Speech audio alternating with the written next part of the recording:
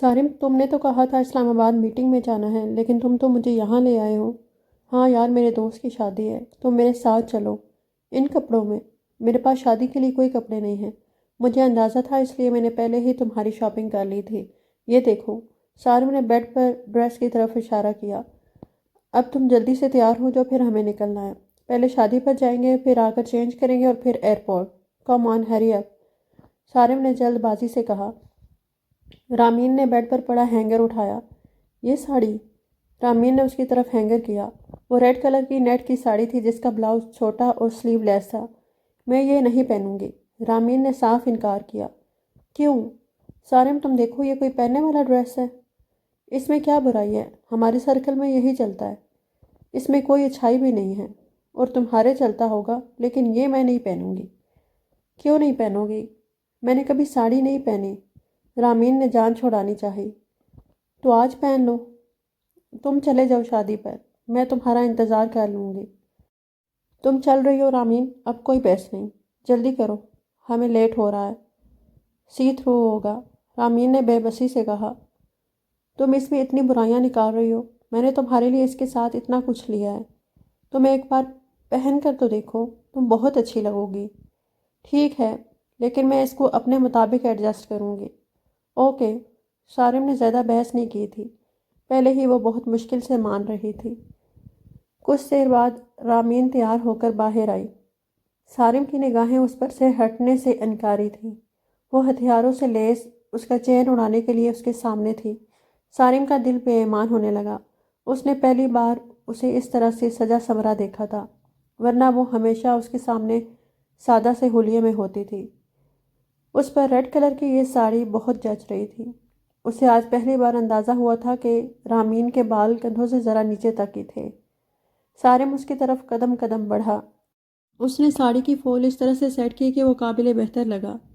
اس کے بلاؤز کا گلا بھی تھوڑا گہرا تھا، جسے رامین نے پن سے سیٹ کرنے کی کوشش کی۔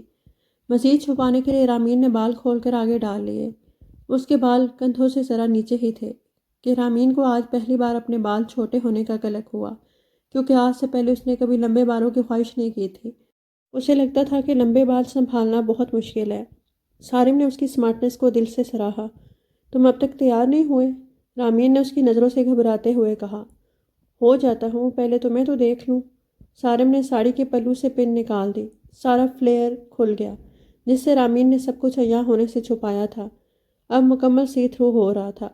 اس کا سڈول نرم و نازک سراپا، نازک کمر، نیٹ کے اس بار سے جھلکتا پیٹ، سراہی دار گردن، اس پر متضاد ریڈ لپسٹک سے سجے ہونٹ سارم کو اپنی طرف متوجہ کر رہے تھے۔ سارم کے دل نے زور سے انگڑائی لی۔ یہ کیا بدتمیزی ہے سارم؟ رامین نے ناراضگی سے کہتے دوبارہ پن ڈالنے شروع کیے۔ سارم نے اس کے ہاتھ پکڑتے اسے پیچھے سے اپنے حصار میں لے لیا۔ ایسے ہی اچھی لگ رہی ہو، سارم نے بے خود ہوتے ہوئے کہا۔ سارم، ہمیں لیٹ ہو رہا ہے، جلدی کرو، رامین نے دھڑکتے دل سے کہا۔ رامین کو اپنے ارد گرد خطرے کی گھنٹیاں سنائی دی۔ سارم کی انگلیاں اسے اپنے پیٹ پر سرکتی ہوئی محسوس ہوئیں۔ سارم، مجھے گھبراہٹ ہو رہی ہے، میں بہت انکمفرٹیبل فیل کر رہی ہوں، ہٹو پیچھے، مجھے چینج کرنے دو۔ رامین نے اپنا آپ چھڑوانے کی کوشش کی۔ ابھی کمفرٹیبل بھی ہو جاؤ گی؟ سارم نے اس کی بیوٹی بون پر لب رکھے۔ رامین نے جھٹکے سے اس کا حصار توڑ کر بھاگنا چاہا۔ سارم نے اسی تیزی سے اس کا ہاتھ پکڑ کر اپنی طرف کھینچا۔ وہ اس کے ساتھ آ لگی۔ سارم، پلیز نہیں، رامین سٹپٹا کر رہ گئی۔ اسے خود سے دور کرنے لگی، لیکن سارم اس کی مزاحمت کو خاطر میں لائے بغیر اپنی پیاس بجھا رہا تھا۔ رامین کو اپنی سانسیں بند ہوتی محسوس ہوئیں۔ اس کی مزاحمت دم توڑ رہی تھی۔ اس نے ہاتھ بڑھا کر لائٹ آف کر دی۔ سارم، پلیز، یہ غلط ہے۔ کچھ غلط نہیں ہے، تم میری بیوی ہو۔ سارم، پلیز۔ رامین کی مزاحمت دم توڑ رہی تھی، اب اس سے زیادہ اس میں ہمت نہیں تھی۔ سارم مکمل طور پر اس پر حاوی ہو گیا اور اپنی مرضیاں چلانے لگا۔ رات آہستہ آہستہ گزر رہی تھی۔ امی دیکھیں، رامین نے آپ کو بھی تو کپڑے لے کر دیے ہیں۔ میں نے کہا تو کہتی ہے کہ اگلے مہینے لے کے دوں گی۔ میرے پاس پیسے نہیں ہیں، اور اسلام آباد چلی گئی ہے۔ اب پیسے ہیں اس کے پاس؟ رابعہ، اس نے صرف رانی کے لیے کپڑے بنوائے ہیں کہ اسے یونیورسٹی جانا ہوتا ہے، اور مجھے لے دیے۔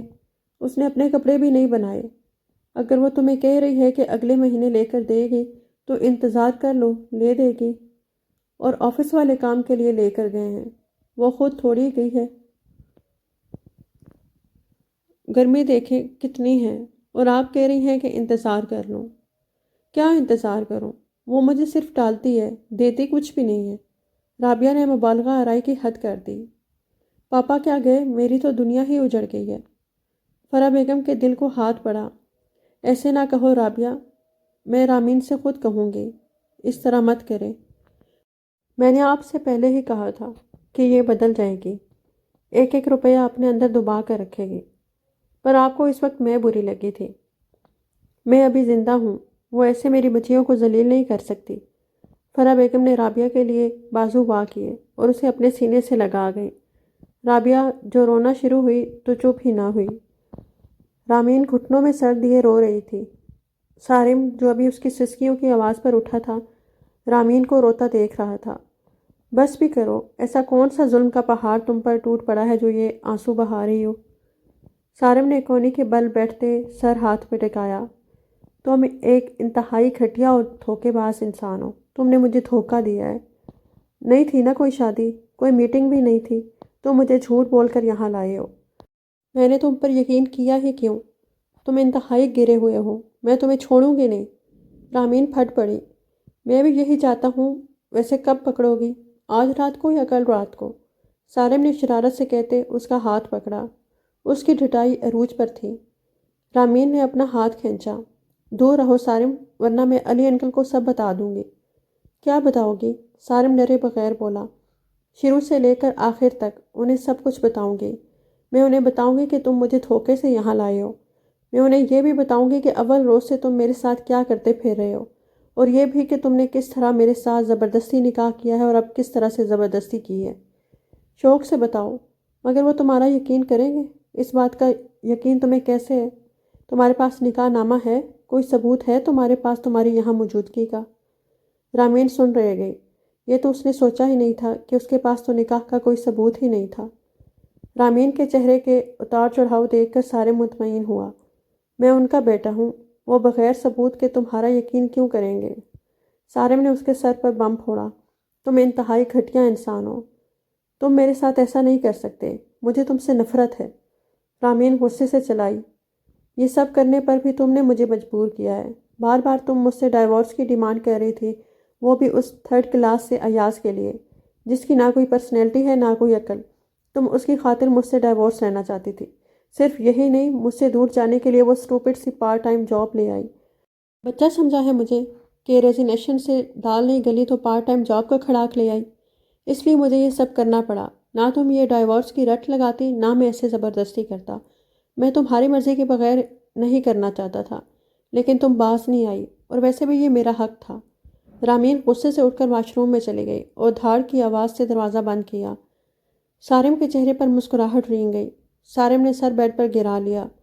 اس نے جان بوجھ کر رامین کا دھیان دوسری طرف لگایا تھا تاکہ وہ اس کے ڈیڈ کے پاس نہ جائے، کیونکہ سارم یہ بات اچھے سے جانتا تھا کہ اگر رامین ان کے پاس جاتی تو وہ بغیر کسی ثبوت کے بھی اس پر اعتبار کر لیتے، اور پھر سارم کی خیر نہیں تھی، اس کی شامت یقینی تھی۔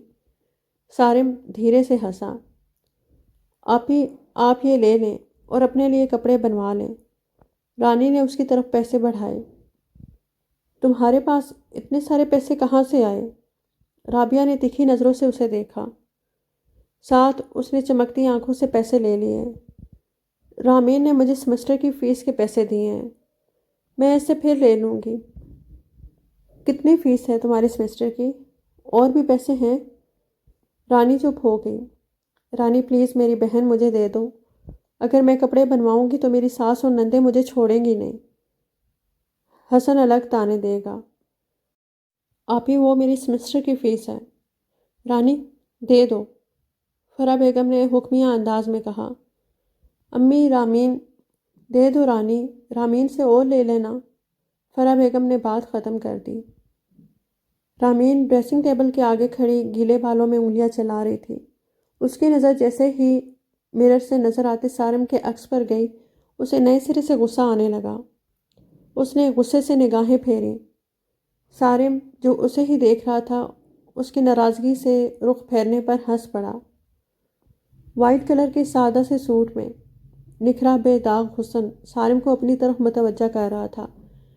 خفگی میں بھی وہ کوئی ابصرہ معلوم ہو رہی تھی، آج اس کی چھب ہی نرالی تھی۔ اپنے بال بڑھاؤ، مجھے چھوٹے بال نہیں پسند، سارم نے دھونس سے کہا۔ ہر جگہ تمہاری مرضی نہیں چلے گی، نہ یہاں کوئی تمہاری فرمائشیں چلیں گی۔ کیوں نہیں چلیں گی؟ تم میری بیوی ہو اور میں جیسے چاہوں جو چاہوں تم سے کروا سکتا ہوں۔ انہیں بڑھاؤ۔ یہ نہیں بڑھتے۔ رحمین نے جیسے بات ہی ختم کر دی۔ ایسے ہی نہیں بڑھتے، ہر لڑکی بڑھاتی ہے۔ جو چاہیے مجھے بتاؤ، جیسے بڑھتے ہیں انہیں بڑھاؤ۔ سارم نے پیچھے سے آ کر اسے اپنے حصار میں لیا۔ رامین کا ٹھنڈا نرم نرم سراپا سارم کے جلتے اعصاب پر پھوار بن کر گرا۔ سارم مدہوش ہونے لگا۔ رامین نے تڑپ کر اس کا حصار توڑنا چاہا، لیکن مقابل کی گرفت مضبوط تھی۔ اچھا نا، سوری رومی، سارم نے اس کے گیلے بالوں کی خوشبو اپنے اندر اتارتے ہوئے کہا۔ تم ہو ہی دھوکے باز، جھوٹے۔ رامین نے ایک بار پھر اسے پیچھے کرنا چاہا۔ اس نے اس کے کندھوں پر سے دوپٹہ ہٹایا۔ رامین نے ہڑبڑا کر دوپٹہ لینا چاہا، لیکن سارم نے اثر نہ لیا اور دور صوفے پر اچھال دیا۔ اس نے رامین کے بال آگے کیے اور اسے پینڈنٹ بنایا۔ اس نے اپنا چہرہ اس کے گیلے بالوں میں چھپا لیا۔ قصور میرا نہیں، تمہارا ہے۔ تم ریڈ ساڑی میں اتنی خوبصورت لگ رہی تھی کہ میری نیت خراب ہو گئی، اور اب بھی تم دیکھو میری محبت کا رنگ تم پر کتنا حسین چڑھا ہے کہ پھر سے میری نیت خراب ہو چکی ہے۔ اپنے لب اس کے ٹھنڈے کان کی لوب پر رکھے۔ سو ایڈوریبل، تمہاری خوشبو بہت مسحور کن ہے۔ تم میں ایک نشہ ہے جو پتہ نہیں کب مجھے تمہارا دیوانہ بنا گیا۔ سارم نے اس کی خوشبو محسوس کرتے ہوئے کہا۔ رامین اس کے بے باک جملوں اور انداز سے خود میں سمٹنے لگی۔ اس نے تیزی سے دوپٹہ لینے کے لیے اس کے حصار سے نکلنا چاہا، لیکن ناکام ٹھہری۔ سارم ایک بار پھر اس پر قابض ہو چکا تھا۔ رامین کی مزاحمت کا سارم پر کوئی اثر نہ ہوا۔ بالآخر اس کی مزاحمت دم توڑ گئی۔ رامین، مجھے سیمسٹر کی فیس سبمٹ کروانی ہے۔ رانیہ نے اپنے خشک ہوتے لبوں پر زبان پھیری۔ ہاں تو کروا دو، پیسے تو ہیں نا تمہارے پاس؟ رامین نے مصروف سے انداز میں کہا۔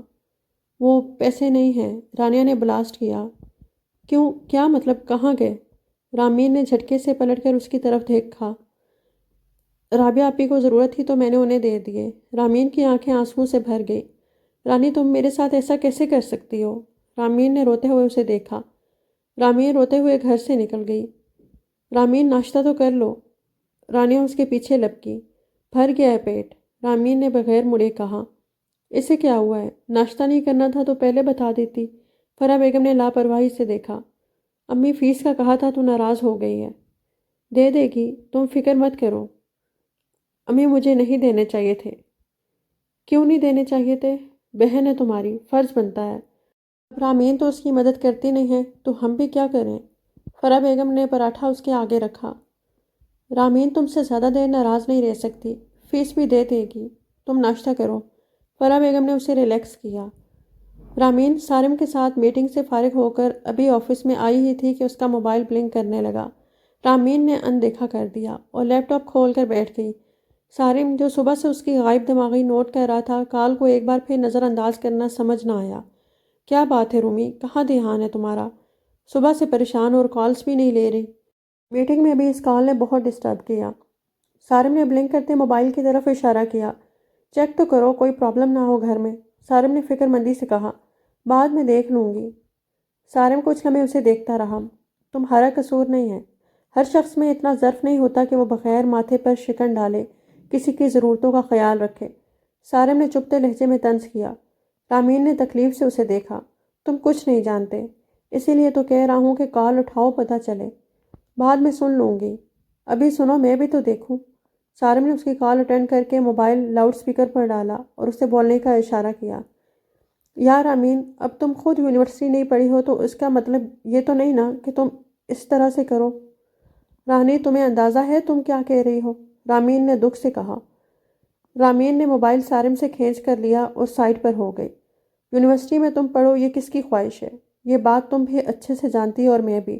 تمہارے لیے میں کھڑی ہوں، میرے لیے کوئی بھی نہیں تھا۔ رانیہ کو اپنی بات کی سختی کا احساس ہوا۔ سوری یار، میرا یہ مطلب نہیں تھا۔ رانی، میں کر لوں گی ارینج۔ کتنے چاہیے؟ رامین نے اس کی بات بیچ میں ہی کاٹ دی۔ رامین، وہ رابعہ آپی نے سارے لے لیے ہیں۔ رانی، اتنی بڑی اماؤنٹ میں کیسے کروں گی؟ رامین کی آنکھیں آنسوؤں سے بھر گئیں۔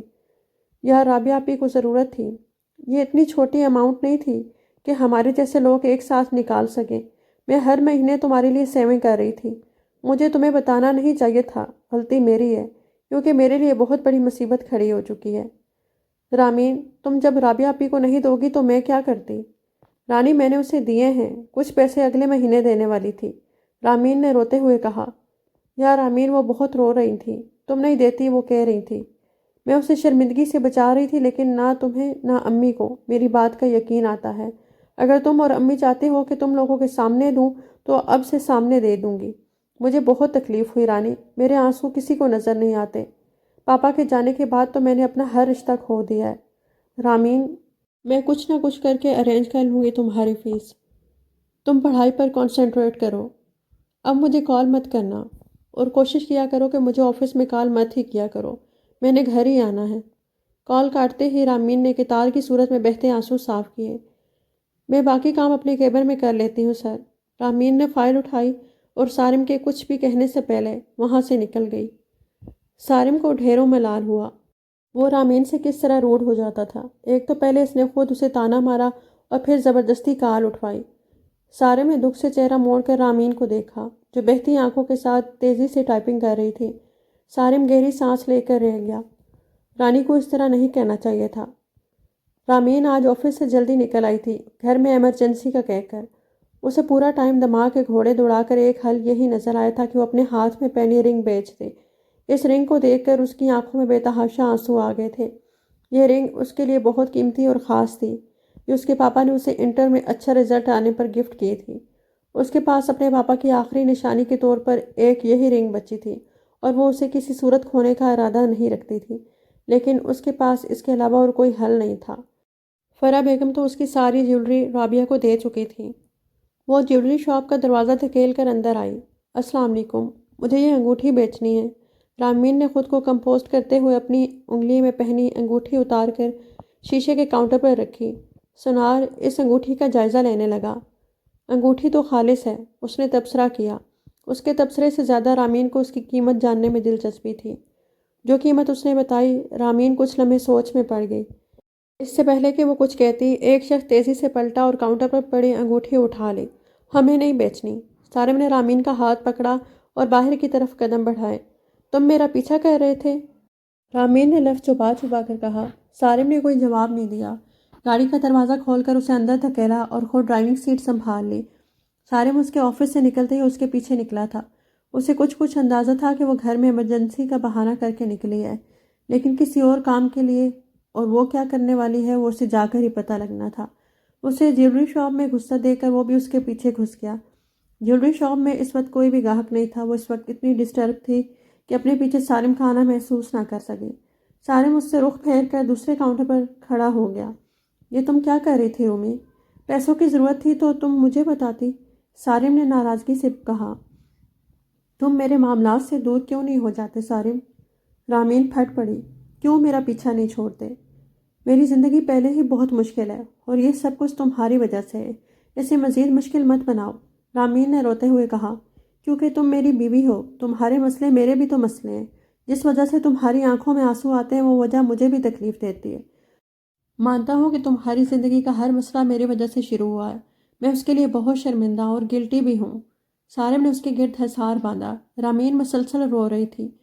رامین تمہاری ہی نہیں میری بھی بہن ہے۔ اس کو ڈاکٹر بنانا صرف تمہاری ہی نہیں اب میری بھی خواہش ہے۔